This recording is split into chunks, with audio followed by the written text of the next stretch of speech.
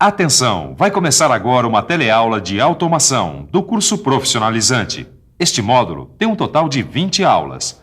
Hoje você vai assistir a teleaula número 9. Bons estudos!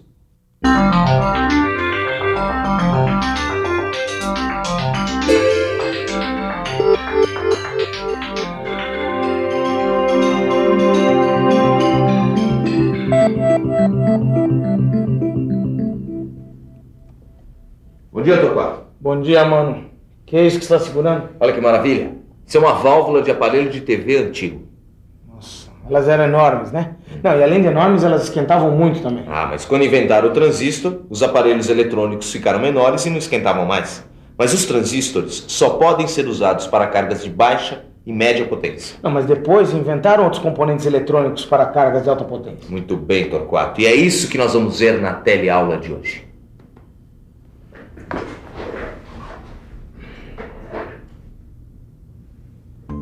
A gente vai conhecer os tiristores, os componentes eletrônicos que servem para controlar e acionar cargas de grande potência. Vamos ver também como é que os tiristores acionam uma carga elétrica e que essa carga pode ser um motor de corrente alternada ou não. E por último, a gente vai ver como são os circuitos integrados digitais, outros tipos de componentes eletrônicos. Esses componentes eletrônicos, ou tiristores, como também são chamados, eles são diferentes dos transistores porque têm mais capacidade de dissipação e porque acionam cargas de maior potência. E também porque acionam cargas operadas em corrente alternada. Vamos ver isso melhor. Corrente alternada, cargas de maior potência e grande capacidade de dissipação.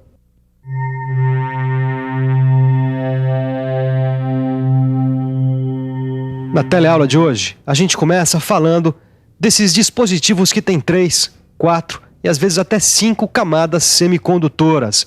Esses componentes eletrônicos podem acionar vários tipos de cargas e de motores elétricos e são muito utilizados em circuitos controladores. Esses componentes eletrônicos usados nos circuitos controladores são acionadores de cargas de grande consumo e motores elétricos. Eles se chamam tiristores. Os tiristores são componentes de 4 camadas, PN-PN. Um tiristor importante é o retificador controlado por silício. Ele também é chamado de SCR. O SCR tem 3 terminais para as conexões externas. Vamos ver como é o símbolo do SCR. Como você pode ver, o símbolo do SCR representa os 3 terminais para as conexões externas. O anodo, que é ligado à camada P da extremidade, o catodo, que é ligado à camada N da outra extremidade, e a porta, que é ligada à camada P interna.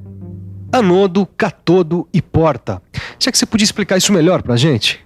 Olha, quando o SCR é alimentado com uma tensão positiva no anodo e uma tensão negativa no catodo, ele fica então com uma resistência elétrica bem alta e a corrente não passa. Bom, vamos ver o que isso significa. O SCR está desligado quando a gente não aplica nenhuma tensão na porta. E aí, então, não passa nenhuma corrente entre o anodo e o catodo. E para passar a corrente, como é que faz? Quando a gente aplica uma tensão positiva na porta, a corrente elétrica sai do catodo, atravessa a porta e é atraída pelo anodo que está positivo. Bom, vamos ver o processo de condução do SCR. O anodo, com sua carga positiva, atrai a corrente elétrica do catodo e a resistência elétrica do SCR cai bastante. Então, o SCR funciona como uma chave eletrônica. Isso, e a porta é o terminal de controle. Quando a gente não aplica nenhuma tensão na porta e não passa corrente, O SCR fica desligado. E porque aí a chave não foi ligada. isso. Mas é bom você continuar ligado, porque nessa teleaula tem muita informação. Esse outro tiristor aqui, olha, é o diac. O diac tem um caminho bidirecional para a passagem da corrente. Isso quer dizer que a corrente vai e volta. Por isso que o diac é usado em corrente alternada. Vamos dar uma olhada no símbolo dele. No símbolo do diac, a gente pode ver o anodo 1 e o anodo 2, por onde circula a corrente alternada. E esse aqui é o triac. O triac é igual ao diac, só que ele tem uma porta, como aquela que a gente já viu no SCR. Mas o triac pode trabalhar nos 2 sentidos da corrente. Ele também é bidirecional e serve para corrente alternada, como o diac. Vamos ver o seu símbolo? O símbolo do triac é igual ao do diac, Só que essa porta aqui só tem no TRIAC. Como é o acionamento desse motor de corrente alternada?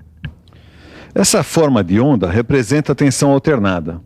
As variações desse sinal se assemelham a uma senoide.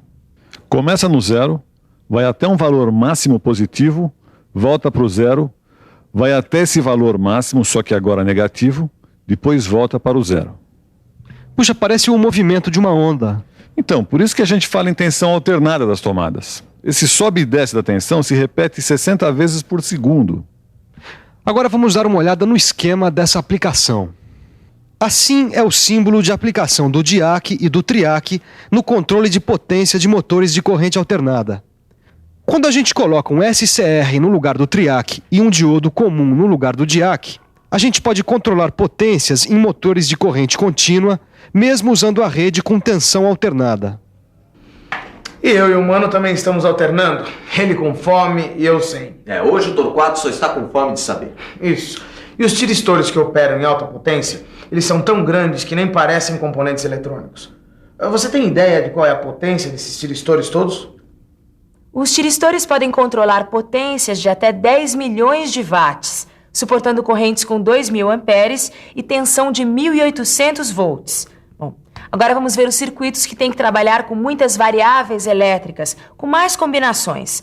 Eles operam com 2 níveis de tensão, o nível baixo e o nível alto. É para casos em que a gente precisa usar uma lógica muito complexa de acionamento. Os circuitos com lógicas muito complexas de acionamento são necessários quando temos uma máquina como essa aí, com a qual o trabalhador precisa trabalhar com segurança. A máquina só é acionada através de diversas variáveis. São as variáveis de entrada. O operador precisa acionar os 2 sensores de uma vez para a máquina funcionar. Assim não corre risco nenhum de acidente com as mãos. Quando a máquina está acionada, a gente diz que ela está no nível 1. E quando a máquina está desacionada, a gente diz que ela está no nível 0. Torquato, nível 0 e nível 1. É bem lógico, não é? É bem lógico. Por isso que esses níveis são chamados de níveis lógicos, porque eles representam coisas bem claras e definidas. Alto e baixo, fechado e aberto, quente, frio, nível 0, nível 1. Tá tudo aqui, ó. Os níveis 0 e 1 são os dígitos do sistema de numeração binário. O sistema binário tem apenas o 0 e o 1. Com a combinação desses 2 dígitos, a eletrônica digital pode representar qualquer quantidade. Os dígitos binários são chamados de bits. Quer dizer, cada bit representa um nível de tensão elétrica. Então, o nível 0 representa uma tensão de 0 volts e o nível 1 a mais alta tensão do circuito. É por isso que os circuitos eletrônicos trabalham só com vai ou não vai, certo ou errado, sim ou não, 0 ou 1. Agora nós vamos conhecer alguns dos componentes da eletrônica digital. A eletrônica moderna conseguiu integrar grandes circuitos em pequenos pedaços de silício. São os circuitos integrados. Esse aqui é um microprocessador. Ele tem centenas de milhares de transistores e também muitos outros componentes integrados. Ah, microprocessador eu conheço, eu já vi. E é uma peça super importante nos microcomputadores. É isso aí. Mas vamos continuar vendo os componentes. Alguns circuitos integrados têm na pastilha fios de metal soldados. Esses fios servem para as conexões externas. Os circuitos são então encapsulados. Essas perninhas são chamadas de pinos. Os pinos são numerados. Mas não são só os circuitos digitais que podem ser integrados. Existem vários outros tipos de circuitos integrados, como amplificadores de potência, receptores de rádio e receptores de televisão. Bom, falando em TV, está na hora de você se ligar ainda mais na sua TV? Isso, porque tá na hora da revisão. E atenção, se liga aí que é a hora da revisão. Na teleaula de hoje, você ficou conhecendo os tiristores e aprendeu que eles acionam cargas de muita potência. Você viu também que o SCR tem 3 terminais, o anodo, o catodo e a porta. Você conheceu os tiristores que trabalham com corrente alternada. E por último, você viu como os circuitos digitais são integrados e usam o sistema binário. Desligar o nosso micro com o microprocessador. Ir pra casa estudar e comer, porque essa teleaula me deu uma super fome. Como eu já comi, eu só vou estudar. E ver se você estuda também. Até a próxima. Tchau.